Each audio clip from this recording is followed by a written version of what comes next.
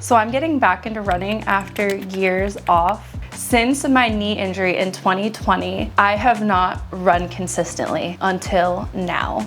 Hi friends, and welcome back to another video. Today I'm gonna take you through my journey of training for my first serious 5K after 6 years away from running. We're gonna get back to it. I've been having a little itch, a little crawl, I've been having a little bit of a craving for some running again. I've always been a runner in the sense that I've done track. I casually jogged in the summer for fun, not for fat loss, but literally just for funsies as a teenager. And in 2016 to 2020, I was very into distance running, meaning I was running full marathons, half marathons. So I definitely have past experience with running, but I was never a good runner. In 2020, I was training for a full marathon and I ended up injuring my knee during that prep. Since that knee injury in 2020, I have not ran consistently. So let's talk about why I want to start running again. So the first reason is because I've been doing a lot of hiking lately, a lot,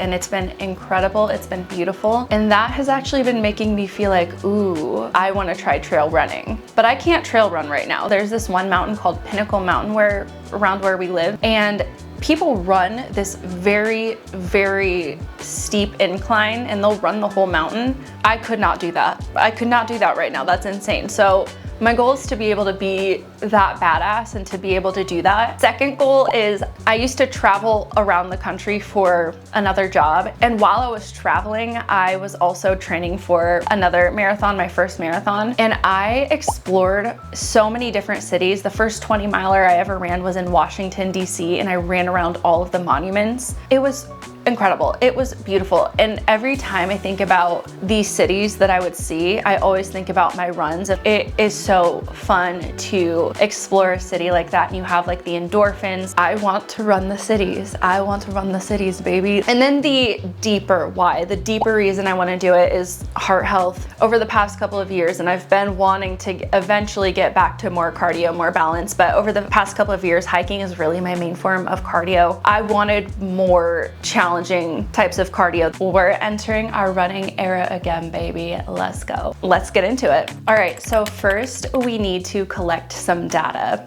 We don't really need to. I like to collect some data. Throwing it back to high school, we're gonna test our mile time just to see what our current 1 mile split looks like. Today we're gonna test my mile time. I have not done a good solid running program in a long time, but I've got to see where we're at to start with. So this little area looks like it could be about 400 meters, which is essentially a track. And I think you should be able to see me run all the way down around this. We're gonna run a mile. I'm gonna put it on my Garmin watch, which I don't even know how to turn on actually. I also feel as though we should do some good, proper running predictions. Split times. I hope that my split time is 8:30, but what I think my split time is actually gonna probably be is between 10:30 and 12:30. Not great, but I think that's where we're at. Also too, like when you first start, you're not gonna be good. If you haven't done something in a long time, it's gonna take you a couple weeks of like your body feeling it out and remembering it, like muscle memory. But we're gonna start. Wish me luck. I am a little bit stressed, just a little. I'm just gonna get going, turn my jams on.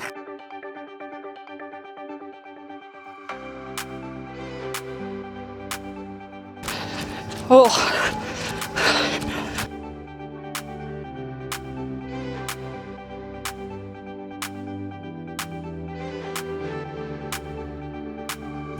Oh. Y'all, I'm fucking dying. Holy shit. I forgot what a mile looked like.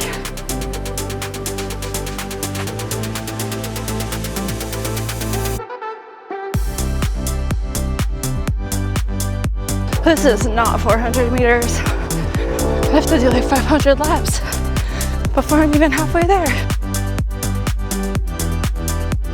Whew. Halfway. 0.63. So the walk test is actually a test that trainers like myself use with clients. It's a good way To get an idea of the intensity level that you're pushing at, when you are running, you want to be able, for a majority of your runs, to be able to hold a conversation better than I am right now. You want it to feel easy to talk and conversate. Right now I'm pushing myself. Time is 8:50 at 0.81. Yeah, I'm trying to push, but whew, I don't have much room for pushing. It's the breathing really, not the legs at all. Well, the glutes a little. But oh my God, I'm so muddy and wet.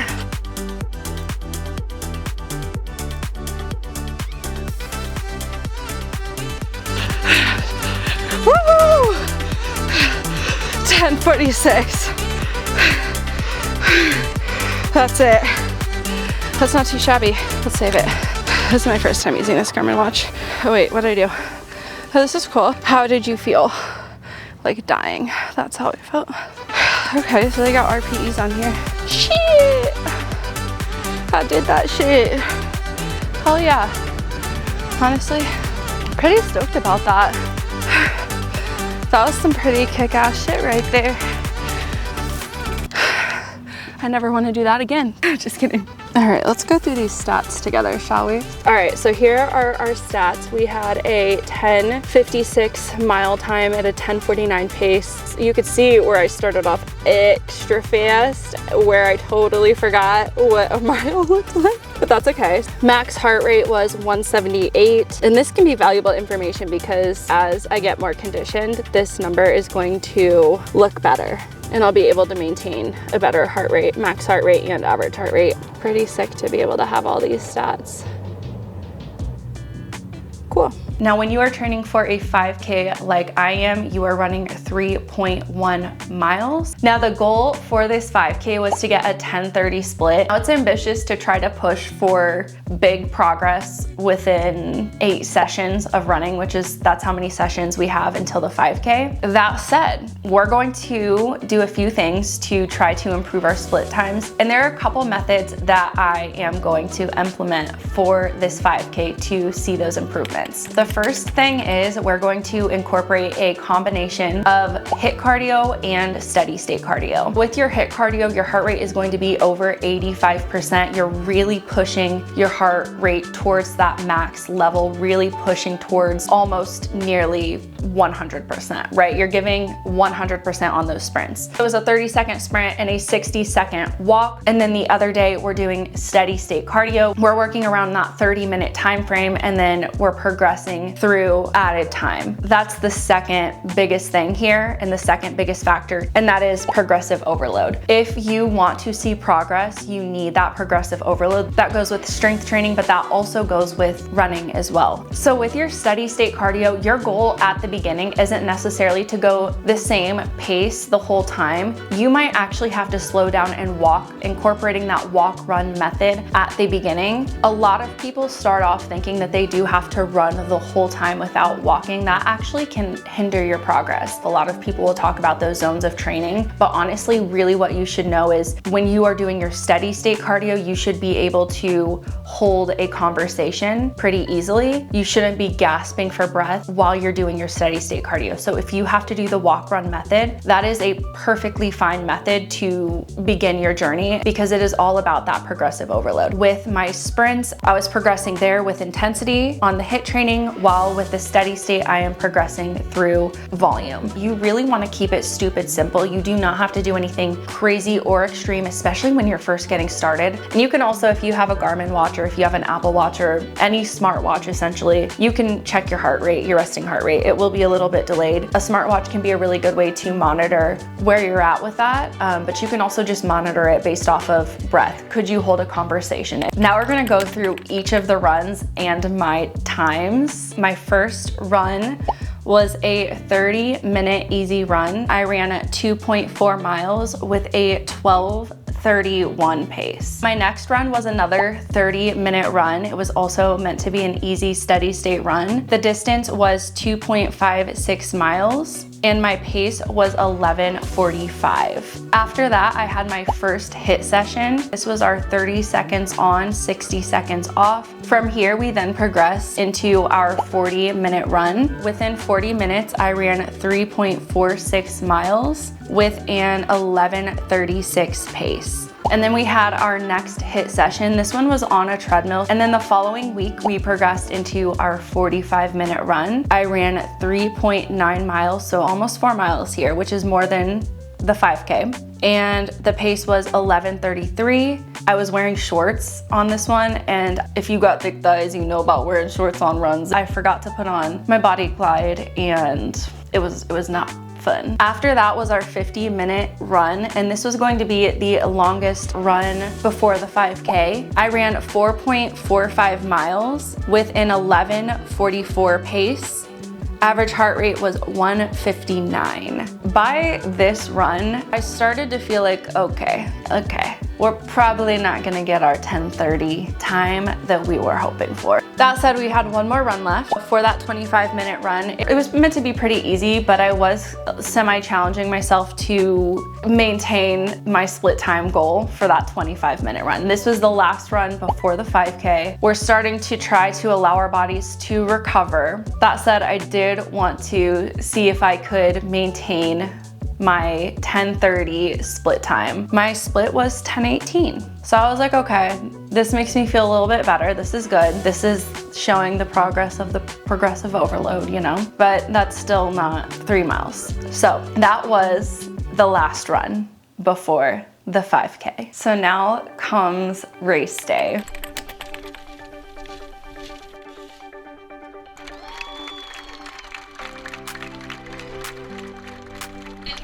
Here today.